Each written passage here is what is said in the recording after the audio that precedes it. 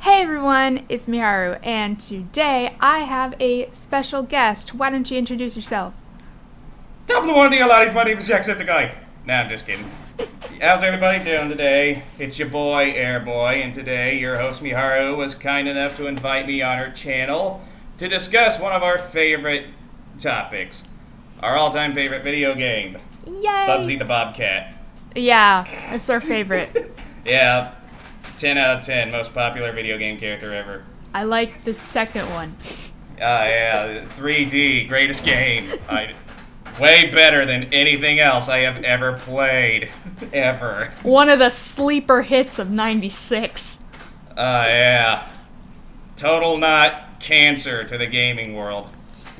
Oh my god.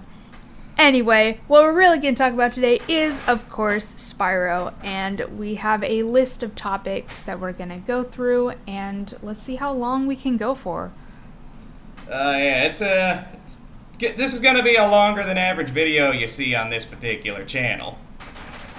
At the most, we're looking at an hour and a half worth of content, so yeah, have fun editing that. Yeah. Well, anyway, I could do that later. Let's get started on this. So, what is our first topic for today? My Spyro 2 theory about Ripto. Right. So, I recently did a video on Ripto and how he's probably the laziest villain because he doesn't really do anything, and none of the strange happenings in Avalar are his doing, and like none of the enemies are his minions and all that. So yes. Aaron here says he has a theory, and I'd like to hear it. This theory disproves everything you just said, that Ripto may not only be not the laziest villain, but possibly the smartest strategically. Alright. Okay. Let's look over what we know about Ripto. Right. Like the other two main protagonists of the original 3 games, he does seem to possess the ability to create his own warriors using some kind of magic. That's if he has his scepter. Yes. Alright, now looking over other Spyro titles featuring Ripto, what's the one thing he has in common with the other 2 villains? They all have a singular race under their command. The Sorceress has the Rhinox. And Nasty Nork has his Norks. Yes, his brother Norks. Ripto, though you don't see it quite often, also has his own race known as the Riptox. Yeah, but we don't talk about that because that's Enter the Dragonfly. Yeah. Well, let's take a look at the features of the Riptox. They're basically humanoid reptiles. What is the very first enemies that you encounter in Spyro 2? Lizards. Exactly, humanoid reptiles, or lizards. They're obviously Riptox. Yes.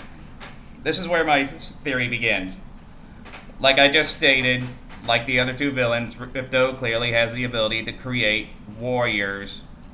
Yes. Just from magic. That's but I also said that in my video. I said it's completely possible that he could have, worked his magic and then made some, just like created some minions to terrorize the inhabitants of Avalar. So it's not, I didn't completely rule it out that he couldn't do that. It's completely possible. It's just that he didn't have his scepter, like, throughout most of the game, like, after Spyro arrives. So I'm not quite sure how, like, the other worlds, like, Autumn Plains and Winter Tundra, I'm not quite sure how, like, the enemies were there. Like, Summer Forest, I can believe it, probably. Well, that, plus, if he had that many people under his command, why would he wait until after he lost his scepter to take over the 3 main castles in Avalar? Exactly, why would he do that? Well, my theory has a way around that, too. Okay. Right, well, let's first talk about where you first encounter Ripto, or where Spyro first encounters Ripto. Glimmer. Yes. I think the main reason Ripto was in Glimmer is this. I believe the way he creates his warriors is the same way Nasty Nork created his. You recall in the beginning of the first game when the guy interviewing the dragon says, and I quote, "What about this Nasty Nork character? I understand he's figured out found some sort of spell to turn gems into warriors for his cause. Yeah, and judging from what we've seen in the cutscenes of the second game, Ripto couldn't have been there for much longer than, a few days, a week at the most? That's not exactly a lot of time. Now, here's what I think happened. I think after he showed up in Avalar, he started looking for the resources he needed to build his own army. Then he found out of an entire world in Avalar that's entirely flooded with gems that he could turn into warriors. I think he goes there and gets started on making Riptocs, but while he's there, he's causing all kinds of problems for the locals, and then he catches wind of Elora, the Professor, and Hunter are doing something with a portal. He goes there, and the events that cause him to lose his scepter take place. Now, obviously, with only a few days' worth of time, he wouldn't be able to make that many Riptocs. I believe Ripto is fully aware of how powerful dragons are, obviously, due to how he knows there's something he needs to worry about, alright? Yeah, he just decided to, take over Avalar just for the fact that he didn't smell any dragons. Exactly. After he lost his scepter, I think he officially knew that he was not going to be a match for Spyro without it, and that the few Riptocs he was able to make, which are terrorizing Glimmer, would not be enough to stop him. Right. So, he had to fall back on a plan B. Okay. Now, this brings me to Moneybags. In the 3 cutscenes where Ripto takes over the castle... He's kicking out Moneybags, yeah. Exactly. So, obviously, Moneybags owns the castles. But how? That's just my theory so far. It's obvious. He has to own those castles. Yeah, He's the wealthiest person in Avatar, and he gets his ass kicked out of the buildings in each cutscene. Anyway, I also believe... Now, obviously, Moneybags relies entirely on gems for his wealth. Would it be possible that he owned Glimmer? Or the mines in Glimmer, rather. I believe so, yes, and that's why he was in Glimmer. He heard that Spyro showed up, Ripto started freaking out, and the Riptocs were starting to, disappear because of that. Yeah. While he was there... I'm getting ahead of myself there. Here. Obviously, while he was in Glimmer, Ripto wouldn't use all the gems. I think he was there long enough to find out that they were also used for currency and might have saved some for himself. And while he was in Glimmer, he and his Riptocs, disrupting the workers in Glimmer, affected Moneybags financially. Which is why Moneybags charged so many freaking gems just for Spyro to cross a freaking bridge. How many was that again? 300 gems? For a bridge? In Glimmer, that was was that just 100 or was that 200? I want to say it was 200. Okay. Which I don't know how many bridges you've had to pay for to cross, but that's a little steep if you ask me. Anyway, while working his way out of Glimmer, Ripto was smart enough to know that his Riptocs would not hold up for very long against Spyro.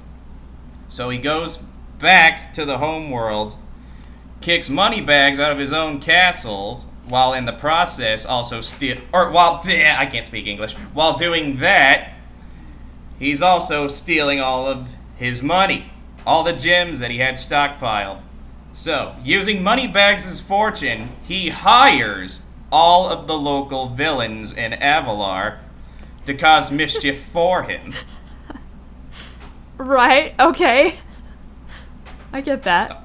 It makes total sense. Yeah. He loses the one thing that would allow him to rival the power of Dragon and all the forces that he already had created in Glimmer. So he had to fall back on a plan B. Mug the richest person in Avalar and use that money to hire the local bad guys to do the takeovering for him. Oh my god. Oh, that's brilliant. Okay, then why is there so much crime in Avalar? Why are these people allowed to roam free? That's an interesting theory as well. I did not think about that. Well, maybe there's just Avalar doesn't know how to handle its criminals. I mean, did you see anything that looked like a jail while roaming around? Well, apparently there's an Avalar zoo, but Hunter's not very good at keeping it because the monkeys escaped.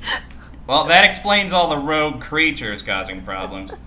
As for the more humanoid beings causing problems, I believe they were all hired by Ripto to do all the things they were doing, which is also why the locals were not talking about Ripto being the source of the problem, because if Ripto only just started doing this, word of him being in charge of all the bad guys wouldn't exactly spread around very quickly, you know? True. Though Elora did say that after Ripto was defeated, quote unquote, everyone in Avalar was finally starting to get along, like the creatures were finally starting to get along. So apparently, Ripto did have something to do with it. Somebody mentioned him doing something at least, I don't know. That's probably because the gems weren't getting out to the other criminals he was paying, so they just stopped doing what he told them to. Yeah. And as for the final world, where you have the last few areas, keep in mind, at that point, Ripto did have a scepter, and though he wasn't good at it, he did know, to some degree, how to use it. So I believe that's where the last few villains in the final world, what was it, Winter Plains? Winter Tundra? Winter Tundra. Winter Tundra, yeah. That explains the last few villains you have to deal with, last few enemies you have to deal with in Winter Tundra. Right. Because, that's, in Mystic Marsh, that's just, That's just I don't know what's happening there. Like, the magic in the fountain, if it goes off, causes them to grow big and attack people or something. I don't get it. But that definitely sounds like Ripto and other Spyro bosses would do. Yeah. Well, anyway, that's my theory. Oh, and as for why Ripto had his scepter during the fight with Gulp after he lost it, yeah, I think that's just an error made by the designers. Yeah, that is an error. Yeah, nothing more than a mistake made by the creators, which hopefully they will remedy in the Reignited trilogy. Yes. So, Miharu, what are your thoughts on my little theory here? Honestly, I think that's a brilliant theory. I never even thought of it that way, because I wasn't really looking that much into it. But that also explains why Moneybags is all over the place bugging Spyro for gems, because he doesn't have any. Yeah, that's true. Oh my god. It makes so much sense now. It's all coming together. That is true. So maybe Ripto isn't the laziest villain, but it doesn't. I mean, the game just doesn't elaborate on how he's doing all this. True, and it really should. Maybe they didn't even have a plan. They're just whatever, villain, just throw him in there. Well, that's one of the good things about a lack of story. It allows fans like us to come up with our own. And I think what I cooked up makes perfect sense. I do think it makes perfect sense. Alright, all you guys watching this, if you have your own little theory about this, please post it, and Miharu and I will read them. And if you have your own thoughts on my theory, please share them. Yes. Right. Please leave a comment below. I'd love to hear all your theories and wacky stories. Me too. Alright. What's the next topic on our list here? Favorite characters. Unless you have a couple more things theory-based you'd like to share. I think I said everything in my video. That he was, although it was really just kind of a joke video based on that comment that I received, but yeah, but like I said at the end of that one, I know it was a joke because you gave Spyro 2 a 0 out of 10 at the end of it. That's a complete joke. Yeah, like I said, Ripto is my favorite Spyro villain. I love him so much, and nothing will ever change that. Lazy or not, I don't care. Honestly, I feel the same way. Okay, favorite characters. No brainer, both of our number one is the Purple Boy himself, but let's talk about other favorite characters. Yes. Okay. Are we just going with the original here, or all throughout the whole series? let's do throughout the whole series minus Skylanders, because Minus those things are a dime a dozen. Yeah, there's too many characters. Although I do like a lot of Skylanders characters, but there's too many, so. I never played it. Yeah. That's okay. Yeah, I mean, quick disclaimer here. I have never played Skylanders or, what was it? A Hero's Tale. Though I do know the basics around Hero's Tale. Oh, okay. Yeah, I've played a little bit of A Hero's Tale. So let's see. Well, starting with the original, yeah, let's see. Spyro's my favorite. Of course, I love Ripto. Bianca. I love Bianca so much. Oh, yeah, me too. I love her voice actor. Whoever did her voice did a dead solid job. That was Pamela Hayden. Pamela Hayden. I gotta remember that. Wait, do you know, that is her name, right? Pretty sure it is. You know Simpsons, right? The Simpsons? Yeah, I know The Simpsons. Millhouse. Ah. I know a lot of popular voice actors did work for the Spyro games. There goes the phone. I forgot what we were talking about. Okay. Don't edit that out. I want the fans to listen to that. No, I want to edit out the phone. Keep it up. Keep it in the video. Oh my god. Oh, all the things that could happen will happen. Hell. I forgot what we were talking about now. Okay, so I said Pamela Hayden was Bianca's voice actress, and yeah. I know they got a good. And yeah. I know they got a decent number of popular voice actors, like Tom Kenny did the voice of Spyro. Yep. Genius. And I know for a fact that they got the voice actor for Mr. Krabs to do some of the dragons in the first Spyro game as well. Clancy Brown. Yep. Any other big name voice actors that I'm forgetting here? For the main trilogy, anyway? Let's see. Tom Kenny, Clancy Brown. All I know is... God, because, like, Tom Kenny voiced, like, a ton of characters, so it's like... I love how we went from favorite characters in Spyro to our voice actors. Well, like, once you start going on that topic, like obviously I can go on that topic. As an aspiring voice actress, this is kind of my field of expertise, so... Yeah, we're definitely going to get you at least an hour's worth of content out of this. Let's see, I know...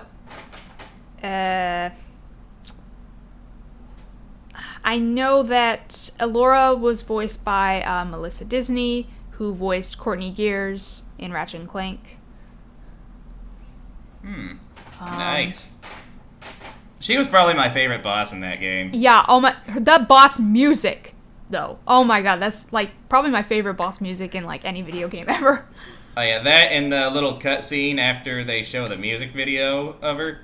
Oh god, that was so funny. Yep. She always looks so sweet and innocent in her videos. You know, except that one with the... and all that. Oh my god, I love that game so much. So yeah, let's see, that was Laura. Hunter and Ripto were voiced by the same guy, Greg Berger. I think they're bringing him back for the Reignited trilogy, yes, too. they are, and oh my gosh, it's gonna be so cool. I just hope that he doesn't, like, do his Enter the Dragonfly performance for Ripto, because that was just off. That was completely off. I don't know what happened.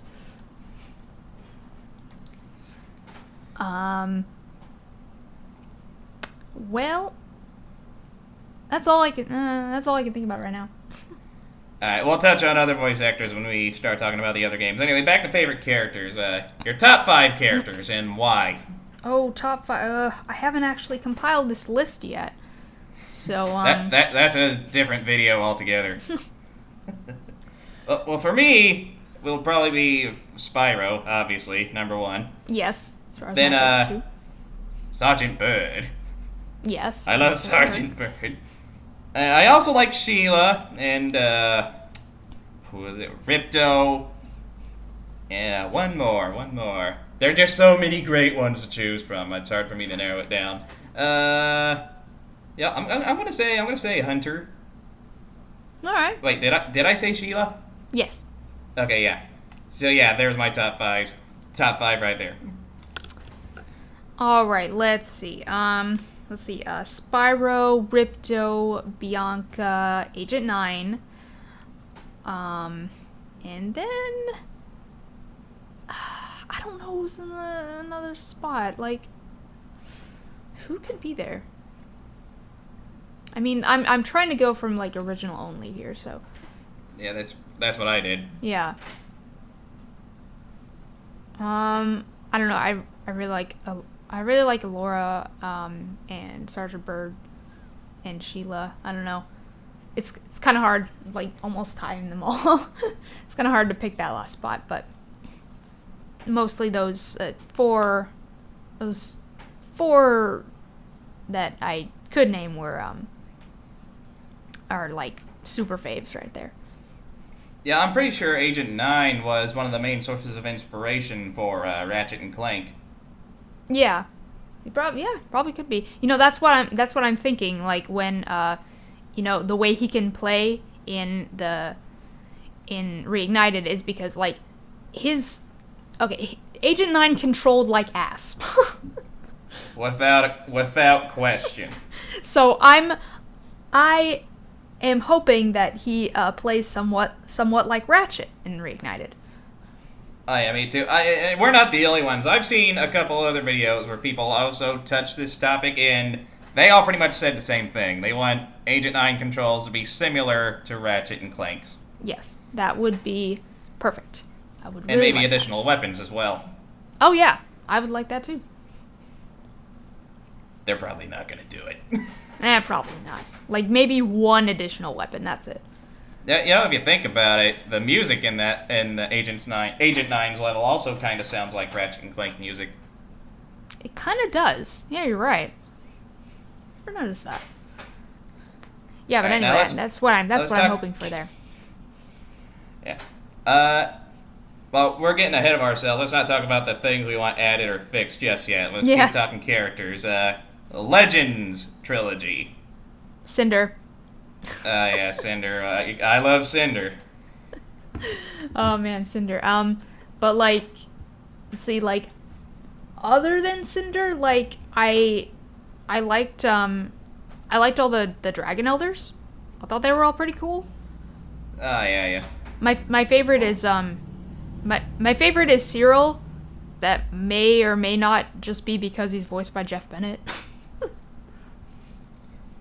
I like Voltaire. Oh yeah, I like Voltaire too. He's voiced by Corey Burton, which is awesome. Yeah, I know you're not the biggest fan of the Legend games, and I'm gonna go ahead and talk about. Personally, I did enjoy them. Not for the gameplay, obviously, except for the last one, but I loved the story. I know you said you didn't care for Spyro being the whole chosen one, whole ordeal. Yeah, I didn't like the story of Legend, no. I didn't like it. Personally, I did. I thought it was a neat little take on Spyro. And the fact that he was actually purple. Yeah, I liked Cinder's story. Oh yeah, Cinder's story was pretty neat too. And the fact that Spyro being purple held some kind of significance was pretty interesting to me. Yeah, and then like that kind of goes into this whole like reincarnation theory. Like, have you heard of that? I did hear of that. I love that theory. I don't think the original trilogy ties into it, but I can see Skylanders being the result of the end of Dawn of the Dragon. That makes sense. I can see that. Yeah, I don't know how the original ties into that either. I mean, it's just kind of like weird for me to think about, like every... Like if you said the original came after Skylanders, that would probably make sense, but before? Yeah. Nah, no way. Like, because some people I doubt they had flying saucers and skateboards before what Legends had. Yeah, because, like, some people think that, like, Malefor is, like, an evil, corrupted version of Spyro from the originals, which was apparently 1,000 years ago or something. I don't know. No, I don't buy that. It's weird to me. I don't really like that theory. Yeah, not that part of it, anyway. Yeah, so anyway, back to the favorite characters. Yeah, I liked Cinder and the Dragon Elders, and that's really about it. Okay, in a fight to the death, who do you think would win, Ripto or the Sorceress? Oh my god. Now, if we're talking hand-to-hand combat, I think Ripto would get his tiny little red ass handed to him, but if we're talking a magical duel, that's a tough call. That is really tough. However, the Sorceress's scepter, though, was powered by that last egg. So if she didn't have that last egg, she can't do anything. Exactly. But Ripto's scepter appears to be a little easier to break. Yes, and it's powered by, like, some weird portal gem thing. If you hear creaking in the background, that's my crappy little chair. You know what? Hold on a second. I'm gonna...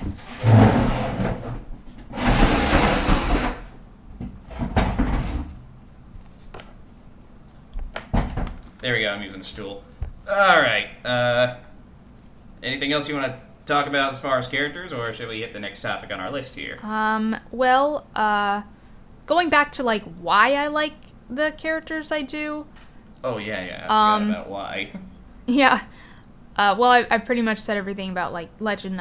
For Cinder, I like her story, I like her design, her dark elemental moveset. Yeah, pretty much everything about her I liked. Liked her personality. She was, like, kind of sassy and a lot cooler than Spyro was. Yeah, there's one little thing I couldn't help but notice. If you played through the entirety of the first Legend of Spyro game, A New Beginning, you'll notice that Cinder uses, like, normal fire. Oh yeah, that's weird. Yeah, like, why didn't they have it look different in that game, or at least have Cinder, or give Cinder normal fire like Spyro in Dawn of the Dragon? Yeah, because, like, and the weird thing is, like, I heard that apparently her true element is supposed to be wind. That's what I heard. And, like, the other ones are just, like, shadow, fear, and poison are just from her being tainted by darkness. And, like, wind is, like, her true element. So why didn't she use wind in the first... I don't know. I don't know either. The main reason I like Sergeant Bird is his story about how he was taught to fly by freaking hummingbirds. Like, biologically, that is impossible, but... Just, but it's Spyro! Screw logic, you know. Oh my god, yeah, I like that story too. It's funny. And then he's training them. Oh yeah, genius. I love the hummingbirds. Let's see. I like. Go for Agent 9 here. I like Agent 9 because he is hilarious. One funny little character. Oh my gosh, I love his voice and, like, his personality. And I swear every line that comes out of his mouth is just like, it's just perfect. I'm like, what is this character? He just makes me laugh way too much. First time I heard him, I thought he was pumped up on crack or something. Yeah, the delivery of those lines is perfection. It's great. And I heard that, what's his name? Richard Tatum, I think? Yeah. I heard that he's coming back for Reignited too. Let's hope that's true. Yeah, the more original voice actors, the better. That's all I can say. Yep. Yeah, most people complain about how Sheila handled, but personally, I never had any issues with that. The only real issues I had with Sheila were, like, her mission in Sunny Villa, where, like, you had to, like, jump up into the little alcove, and Like, the enemy was right there. So when you jump up, you can't react fast enough and the guy hits you. I hate that. Oh, yeah, that's definitely an issue. I do love her little mission at the... Crap, what was it called? The level with the haiku fireflies. Oh, I hated that one. Oh, I loved to hate it. Like, it was annoying if you weren't any good at the game, but it's a fun little challenge if you know what the hell you're doing. That was The Alchemist all over again, and I didn't like it. Stupid blind fireflies. Alright, let's save what we want for Reignited Trilogy for last. Let's talk about the things we hated about the game while we're on that topic. Oh wait, I forgot to say why, oh wait, I said why I like, Agent 9. I forgot to say why I like Bianca. Okay, so, cause, like, I really love Bianca's story, like, her, what's the word? Her reformation throughout the course of the game. I really thought that was, like, well done. Oh yeah, like, me too. I liked it. It's one of the first characters I can remember that actually went through a story like that. Like, seeing it, like, in my childhood. Like, she's one of the first characters who had that kind of story arc that I can remember. Oh yeah, I love that kind of story. Villain realizing what they're doing is wrong, turns to the other side. It's Darth Vader. Yeah. It's true. Yeah, so that's why I like Bianca. Yep, I also love her voice. I love her design. She's very pretty. And I cannot wait to see her in Reignited. I mean, I want to see Alora. Yeah, too. I want to see Alora too. It'll be interesting to see what all the characters look like. Yep. Especially from the first game, because all the characters didn't have very much detail to them. Yeah, some of them had unique models, but But if we're talking like noticeable details, there's not a whole lot to pick off there. Yeah. Some of them were unique, had a little more detail, but I think with what they're going for, according to Nestor's hat, which everybody hates, that kind of giving them like armor or some kind of clothing will help differentiate them, and I like that. Yeah. And all of you are a bunch of whiners. It's a freaking hat. I know, they'll probably remove it anyway. I don't know. It was just I don't know. That was early footage. We'll see what they do. But yeah, okay. and I noticed people complaining about the one soundtrack they've released so far, and I understand you pointed out that it probably only sounds like that because it's meant for like a menu screen. Yeah. Yeah, they'll probably release a better version for it for the actual game, and I'm not worried about the soundtrack. Yeah, I want to hear all the remastered tracks. Yeah, especially Haunted Towers. My God, I love that level. Oh, Haunted Towers is great. My personal favorite. Well, my personal favorite is Dark Hollow, and hopefully we will get a better version of that, because, like, I really love that track. What was it? Something about the soundtracks. People were saying that, like, there should be an option to switch soundtracks in the game. What, like from new stuff to the original? Yeah. And, like, I kind of get where they're coming from, but the thing is, I'm like, I don't really like that idea, because one thing, I mean, it's not like Crash didn't do that, so why would Spyro? And then the other thing is, like, if you had that option, I feel like most people would just, like, skip right to the original and not even give the remaster a chance. Exactly.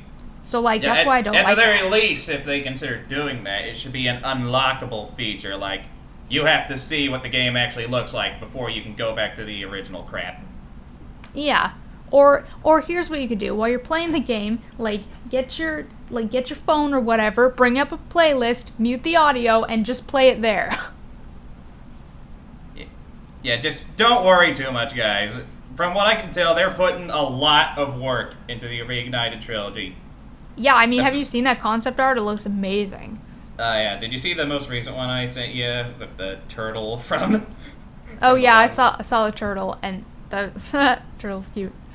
And oh my god, the Misty Bog one just looks, oh my gosh.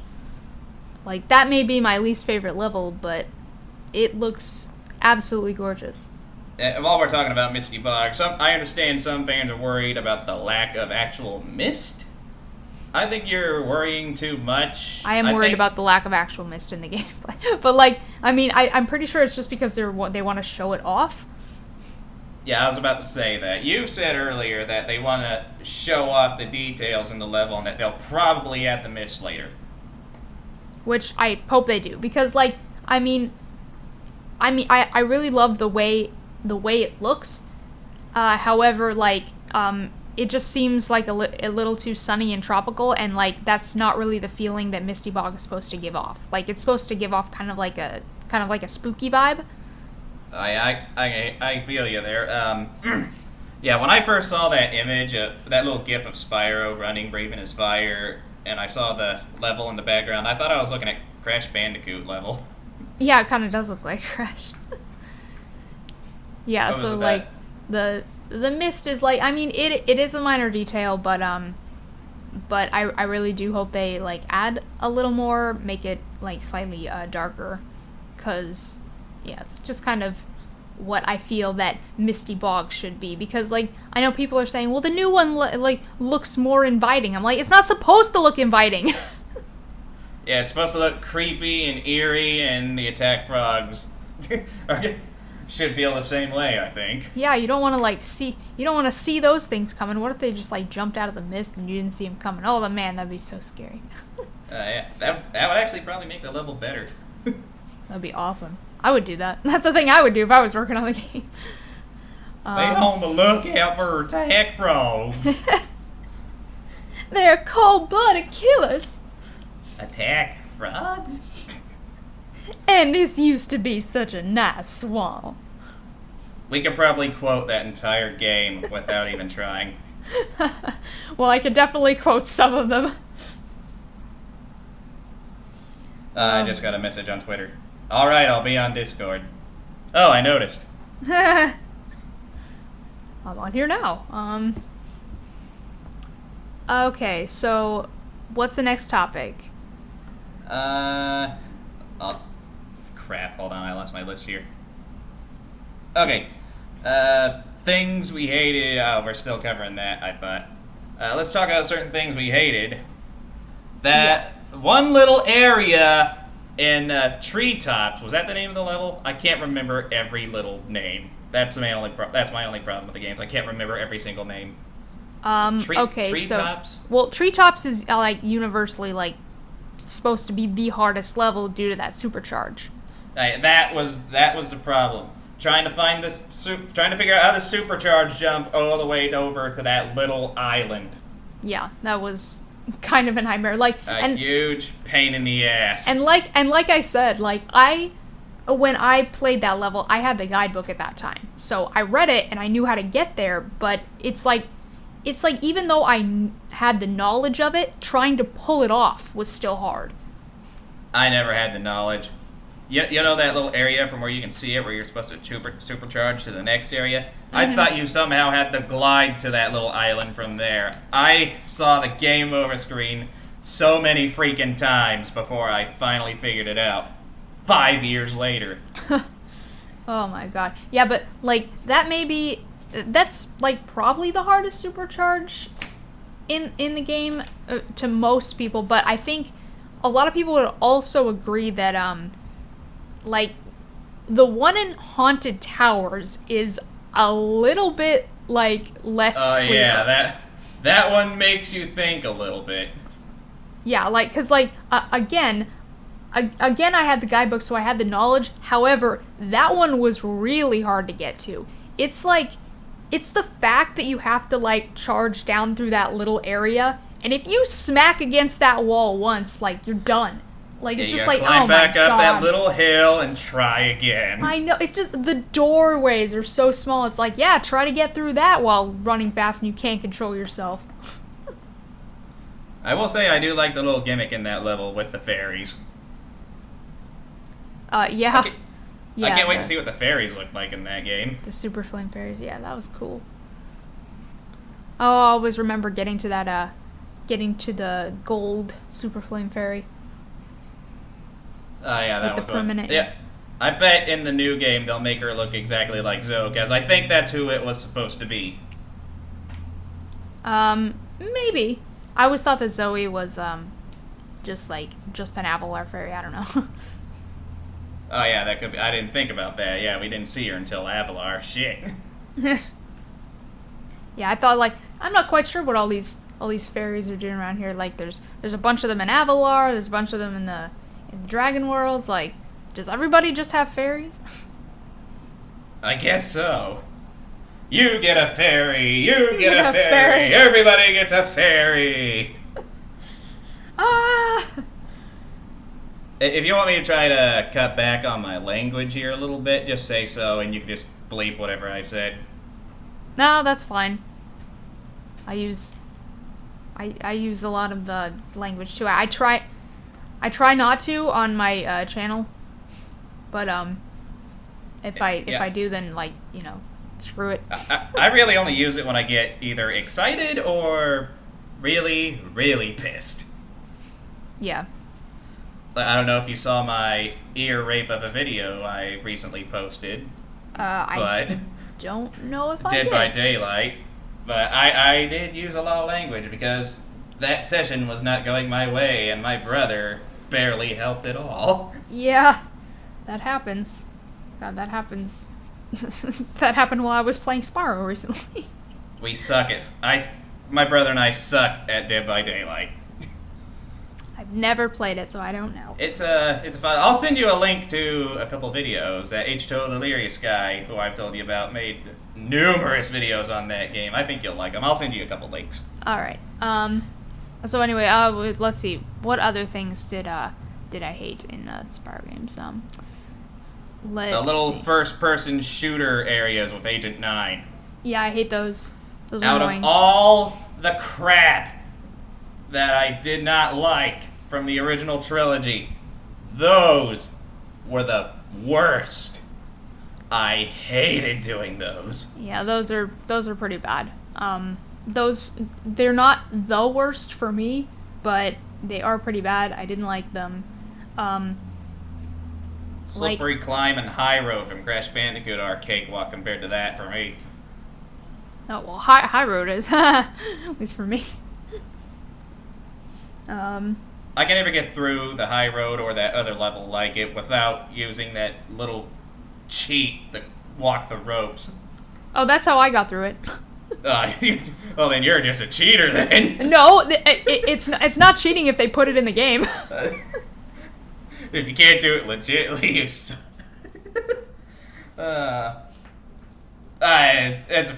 fine. I don't care how you do it. That's how I do it. If I can't get it, when I get to that level in my Crash Let's Plays, if I don't do it within the first 5 tries, legitimately, I'm using that freaking rope. I don't give a shit. Well, it calmed me down after Slippery Climb, I can tell you that much. Let's see. What did Reignited, things we want added and fixed. That's our last topic on this little list here. Right, but there was other things that I was going to say that I hated. Oh, well, yeah, go ahead, I mean, go ahead. Obviously, I will make a video on, like, my least favorite challenges, and some of these will probably be on them, but, there was, like, it's really funny, because most of the things that I absolutely hate come from Spyro 3, and it's really, really weird, seeing as that is my favorite game of all time. Yet there's so many things that I rage at in that game. And one of them is Spike's boss fight. God damn it, I hate that fight. Really, the most stressful challenges for me were in Spyro 2. Mainly Hunter's little crystal gathering thing. Oh my god, Crystal from Magma Popcorn. Cove. I didn't even realize how much I hated that until I replayed it.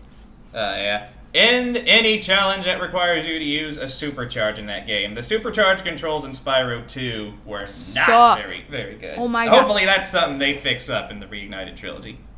Yeah, I really didn't like how I really didn't like how Spyro 2 did that with the supercharged gates. I really don't like that idea. It seems like you have like a lot less control than you do while using like the arrows. Oh yeah. But yeah, let's see, Spike's boss fight, all the Agent 9 stuff.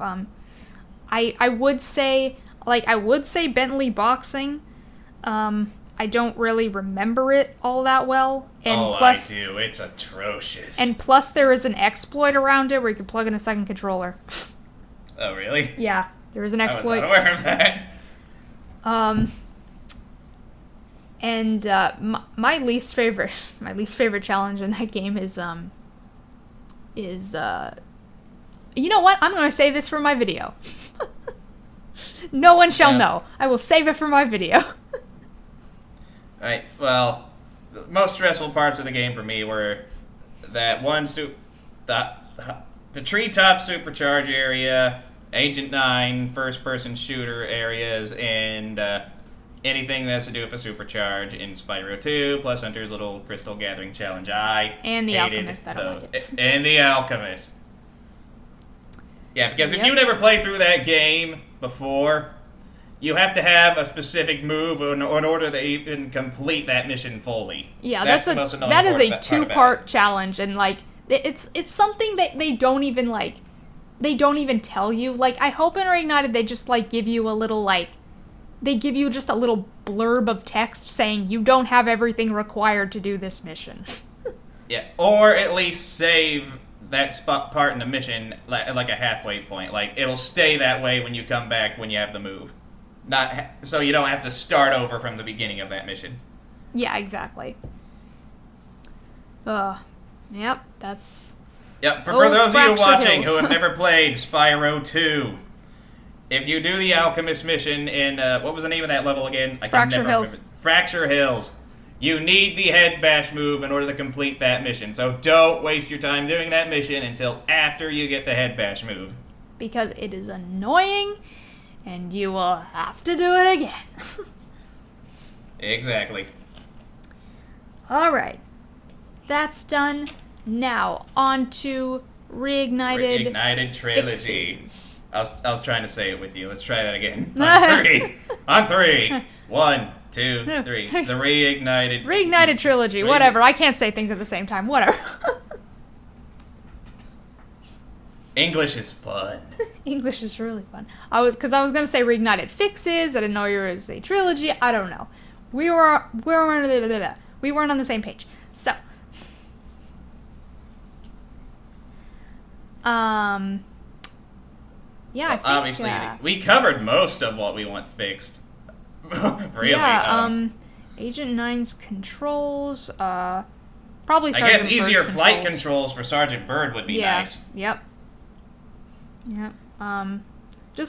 Probably just smoother controls for like every character.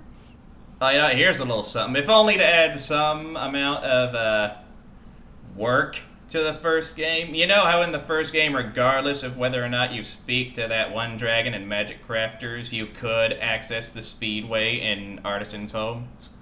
Let's make it so you have to... One little feature I'd like to add is that you have to talk to that dragon before you can access that portal. You know, that's actually a really good idea.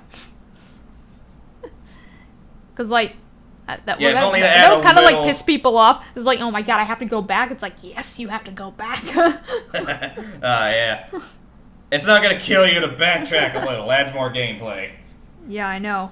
In fact, I always kind of liked backtracking. Like, after playing Banjo-Tooie so much, and that game is pretty much all about backtracking. It kind of became a staple of games for me, so I'm just I kind of like when you have to do that. I've been wanting to give ukulele a try. I've been hearing good things about it.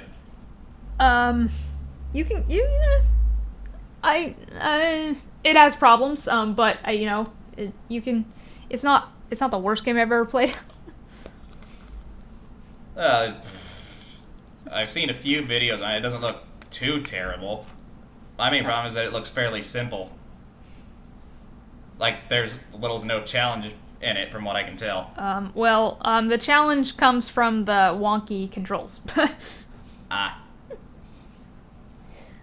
But yeah, you can play it, give it a chance. Another thing I would like added to the Reignited trilogy is, well, you know how in Ratchet and Clank, the skill points serve more of a purpose besides unlocking cutscenes? You could also unlock these little cheats or mods you can use, like Big Head or special weapon skins, stuff like that. So I think something like that should be added to the Reignited trilogy. Yeah, that'd be cool. Yeah, I would love to play with Spyro and have the option for infinite flight or infinite supercharge. But, you have to actually do something in order to earn that crap. Just don't hand it to us on a silver platter. Yeah, I would like people are speculating about the door in Artisans or whatever. It's like, what's behind that door? It's like, is it infinite super flame or super flight or something, or... I think infinite super flight would be the main thing I want. Like, as an unlockable cheat from beating the games. Like, complete all Speedway levels through all 3 games to unlock infinite flight. Something like that. Because, he's a dragon. Yeah. He should be able to do that whenever he wants. Yeah, and then it'll feel like Dawn of the Dragon, but better. Exactly. So I would like that. But I would also like permanent super flame too, because that's what made Spyro 2's reward the best one out of all 3 of them. Another interesting unlockable cheat that they should add. What? You know how originally they were gonna make Spyro green, but he kept blending in with the grass. Yeah. They should add that. Give Spyro a green skin as an option. Yes. And that's true. And that's sort of something that you could do with those color cheats in like the original, but that would just like turn him like all green. It was kind of like lame. Yeah, it was really lame. What are your thoughts on theories that there might be online multiplayer? I think it's a good idea for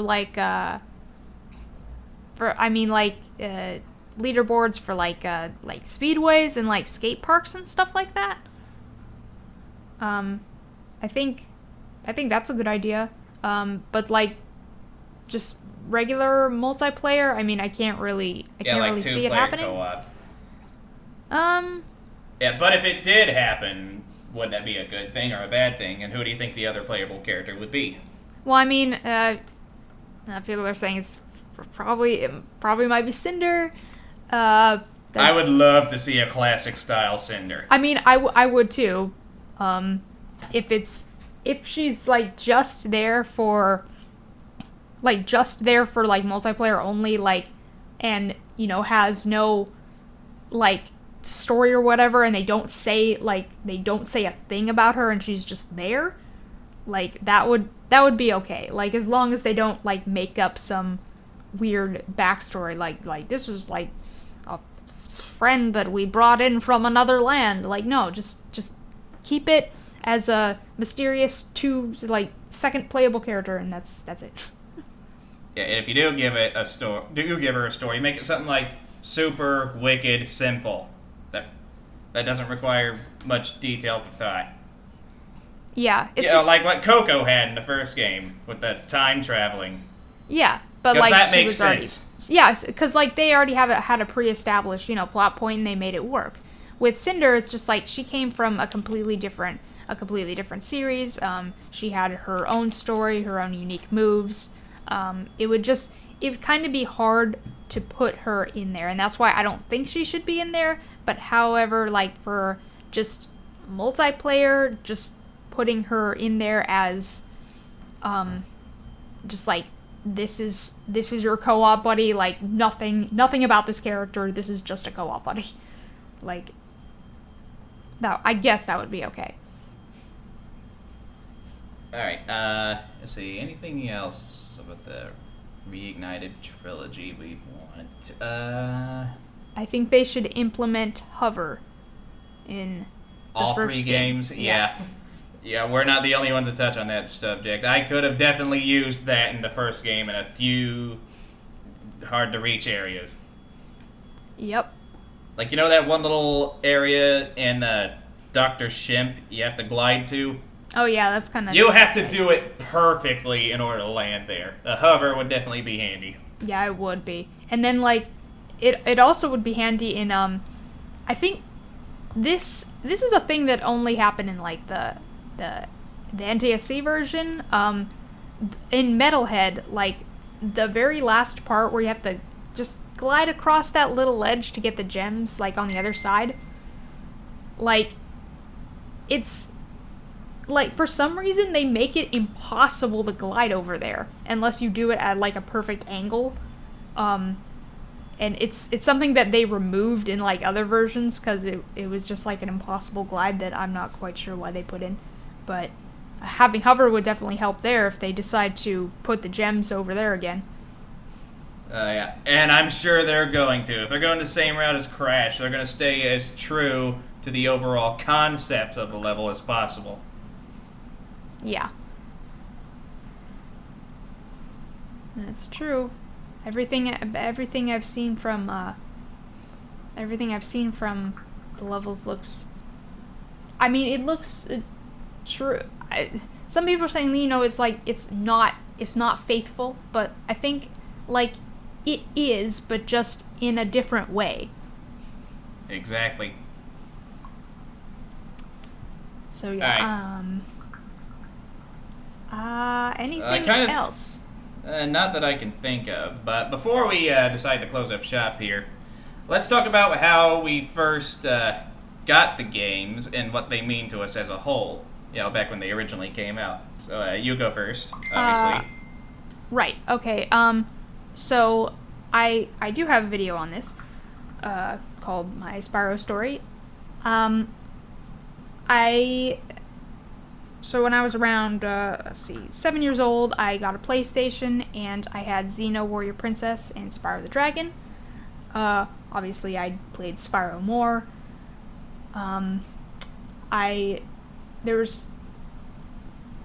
remember, like, just a very, very few things, like, not so much, because Oh my God. a little later I'd end up giving the game away, and then that was, you know, very regrettable decision, and so then I was like, you know what, I really want that game back, because after that point, I had given it away, and then I had got the second game, and I believe also the third game by that time, and so I was like, you know what, I need this first game back, and so I did get it back, and I played through it again.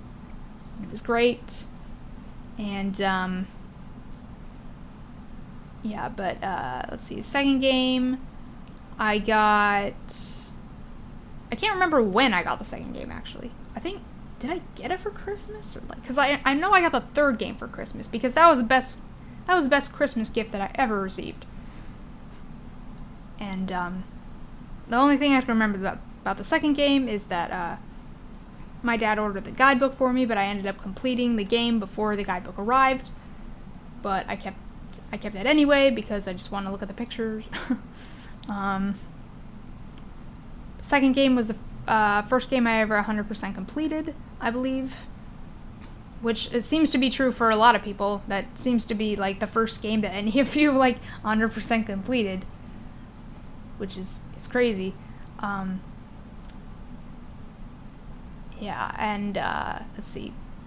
Third game I remember the most out of all of them, because I spent so many weeks playing that and trying to reach Midnight Mountain, and that's why Midnight Mountain music is my favorite track in like the entire trilogy, is because this Midnight Mountain means so much to me, like as a whole, because I was so proud of myself for reaching that level, and that music just kind of like reminds me of how proud I was of myself at that time. So that's why I just really love that track. But yeah, pretty much everything I said here, like I have a video on it, like go watch that video. I've said everything there. Alright, well, that was pretty interesting. And for those of you watching, if you heard a little ding in the background, that was my mother getting a hold of me on Messenger. I just muted my phone, so it's going to stop now. Okay,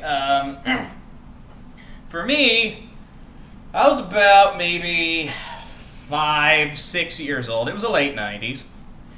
And every once in a rare while, my family and I go down to Ohio to visit my family. While we were down there, my parents were talking to my aunt and my older cousin. I'm just going to call her Michelle for now, to protect the innocent. And she noticed I was bored. She was kind enough to hook me up with her PlayStation 1. I was digging through... At the time, I wasn't much of a gamer. I mean, yes, I did play a couple games here or there. I played Sonic and Mortal Kombat on my dad's Sega Genesis. But anyway, I was digging through the games, and I came across this one little game that featured a cute little purple dragon on the cover. And when you're a 5-year-old boy, there are two things you love more than anything. Dirt Dragons. and reptiles, particularly dinosaurs and dragons. Yes. I saw it and I just had to try it. And the minute I saw that little purple dragon glide over the mountain, burn a freaky little green thing with that catchy upbeat music playing, I fell in love with it. Ding. Like right up the bat. Yeah, you got that song going in your head, do you? Yeah. I played that game for a good few hours, and I didn't want to stop. And I think my cousin realized that, because I don't know if I got it a few weeks later or when we left, I can't remember, but I do know for a fact that the first copy of Spyro the Dragon that I ever got was from her, and I loved it. And I got Spyro 2, and as for Spyro 3, I want to say I got that with Spyro 1 when my cousin gave it to me. It was either that or I got it for the following Christmas. I played those games all the time, and then sometime around the early 2000s, I want to say 2006, I believe, my house caught on fire, and guess which part of the house suffered the most damage? Oh my god. My room, where I kept those games and my consoles. I was devastated. Oh my god, that's awful. I know, it was awful. Thankfully, a few years later, I got my PlayStation 2, and I found out you could play PlayStation 1 games on it, and I got those old games back, and then it was a lot of, and I enjoyed that. I was happy. And then later I got my PlayStation 3, at which point I lost the second copies I got, but thankfully you can download all 3 original Spyro and Crash games on the PlayStation 3, and that made me one happy camper. Then I sold my PlayStation 3 to buy my PlayStation 4, thinking, alright, I'll just download the games again. I can do it on this console, right? Guess what? I wasn't right. You can't. I can't. Yeah. and that is why I have not given up my PS2 or PS3. Yeah, it's a real shame. I recently bought a new PS2, and I've been rebuying all the old games I had for it, but yeah, the only Spyro game I played recently, like as in the past 5 or 6 years, is Spyro 2. And that was like about a month ago. And the way I feel about the game is that growing up as a kid, I did have a few problems I was dealing with, and I usually felt kind of upset or down from time to time. And whenever my parents fight, or for some God knows what reason, I was depressed or stressed out, playing those games, particularly the first one, always helped me relax, made me feel happy. I don't know if it was the colorful, beautiful level designs, the fact I was actually playing a freaking dragon, or that upbeat music, but something about those games always made me feel happy, even in the worst of times. Well, that's good. I like that. It's a nice story. And I can use a stress reliever like I had back then now more than ever, so these Reignited games are like a blessing from God for me. Yeah. Yeah. Yeah, for most of us fans, really, because I'm not the only one who feels that kind of a close connection to the games. I've seen a reaction video where this girl was crying over it. Oh, I pretty much cried. Almost. Yeah. I almost did too when I saw that trailer. And yeah, that's pretty much my whole. And of course, I did come across the other Spyro games, Legends. I played Enter the Dragonfly. That was a real fun experience, but I was really disappointed in that one. But honestly, none of the Spyro games mean as much to me as the original trilogy does, like our channel's host here. Yes.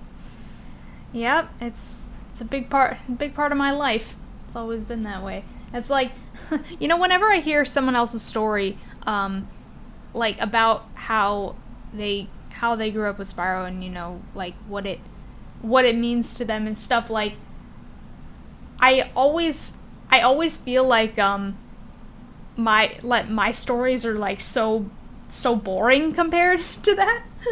Like, cause like it's just, for me it was just I got games and just like played them and they were fun, and then they just kind of stuck with me in my memory. It's not like it's not like I they I don't know. I don't really know how to say it. It's like something about how like it de-stressed me or something, or like all of that. Because like a lot of people have those kind of stories like you, where it just like it helped you cope with like bad times and stuff, which I mean is absolutely great. I'm so glad that these games were like able to help you do that. It's just like I'm just like, wow. It just makes me think, because it never luckily I never had such a luckily I never had a really crappy life, so it didn't really do anything like that for me, but I'm glad that it's been able to help so many people in that way. Oh yeah, and clearly you are a big fan of the trilogy. Otherwise, you wouldn't dedicate 90% of the content on your channel to those games. Yeah. Yeah. Well, it's just because like growing up with the trilogy and then moving on to the others. Because like I've always been a fan of like Spyro in general, so of course I've played like other games, like then of course I moved on to Enter the Dragonfly, which I need to get back because I sold that game because of reasons. Oh god, you'd obvious actually reasons. waste money to get a new copy of that game? Yeah, because eventually I'm going to have to do a review on that, and since I never finished it, I'm going to at least attempt.